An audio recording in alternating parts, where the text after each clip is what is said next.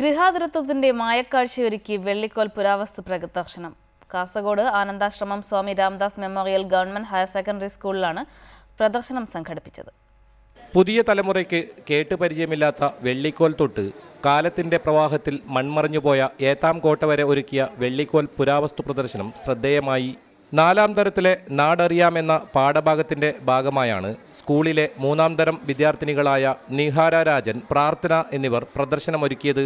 തങ്ങൾ ശേഖരിച്ച 100 കണക്കിന് പുരാവസ്തുക്കൾ, കൃഷി, വീട്ടുപകരണങ്ങൾ എന്നിങ്ങനെ പ്രത്യേകം വിഭാഗങ്ങളായി പ്രദർശിപ്പിച്ചപ്പോൾ അത് വിജ്ഞാനപ്രദമായ അനുഭവമായി മാറി. 4ാം തരത്തിലെ നാടറിയാം എന്ന പാഠഭാഗവുമായി ബന്ധപ്പെട്ടാണ് ഈ പുരാവസ്തുക്കൾ ശേഖരിച്ചത്. ഇതിൽ നിന്ന് ഞങ്ങൾ മനസ്സിലാക്കിയത് പഴയകാല ജീവിത രീതി, കൃഷി രീതി, നമ്മുടെ സംസ്കാരം മനസ്സിലാക്കാൻ സാധിച്ചു.